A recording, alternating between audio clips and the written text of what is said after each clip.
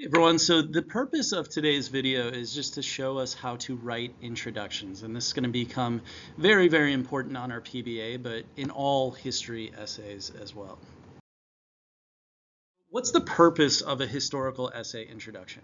For one, it introduces your argument and historical topic to the reader so that they can understand what it is that you're going to be talking about within this essay.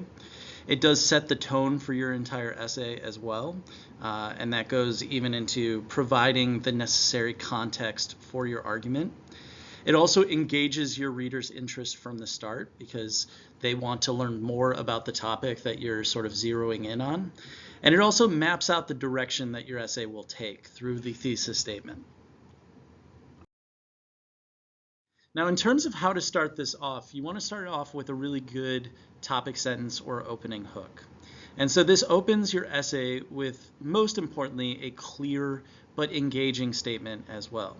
You want to avoid vague and overly broad statements. So you want to be as specific as possible in terms of how you're starting off and throughout the rest of the paper as well. And you want to connect directly to your essay topic as well so that there's no confusion over what it is that you're talking about.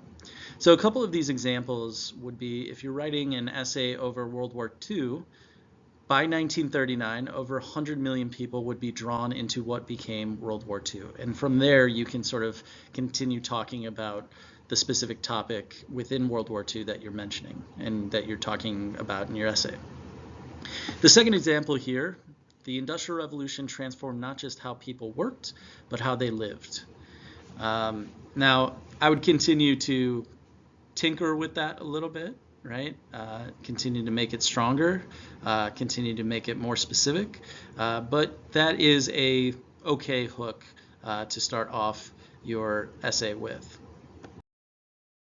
From there, you're going to get into deeper background and historical context. And this is going to provide the essential information that the readers would need in order to understand your topic. So for instance, when you do your PBA essay on imperialism, you would talk about things like time periods of this imperialism that we're going to be looking at, some of the key historical figures, some relevant events that are tied to this particular period of time, and then the geographic location. You want to be sort of leading your reader from the topic sentence to your argument. And so in order to do so, you sort of have to have a common set of knowledge in order to get there. And so you're going to keep it focused, you're going to keep it relevant. You're typically going to have it between 3 and 4 sentences as well. And you're going to build that bridge between your opening and thesis statement. In terms of the thesis statement, and we've worked on this in the past, but just as a reminder, this is the most important sentence in your introduction. Because it states your main argument clearly and, as fully as possible, right? So you're getting straight to the point, you're bringing in the topic, you're making your claim or argument, and you're having your supporting points.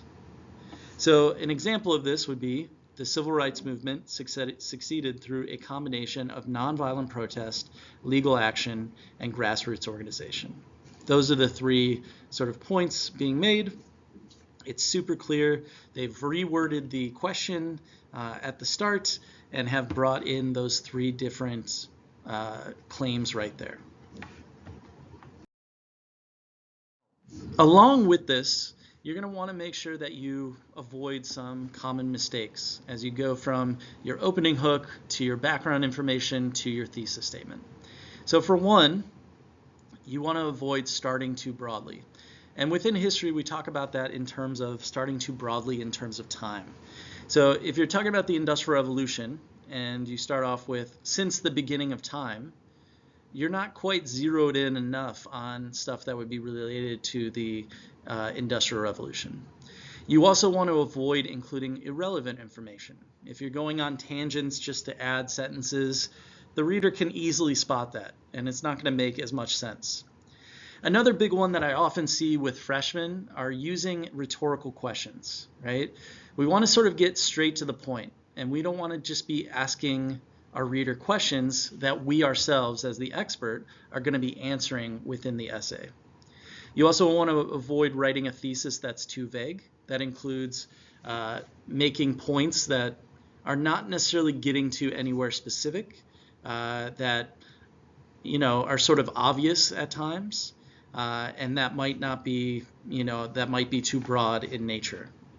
You also want to avoid making unsupported claims.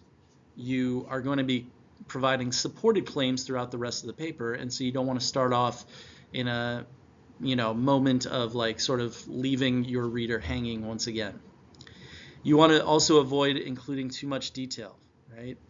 Introductions are shorter than body paragraphs, and so you're going to save a lot of that information for the body paragraph so that it makes more sense in the context in which it's written.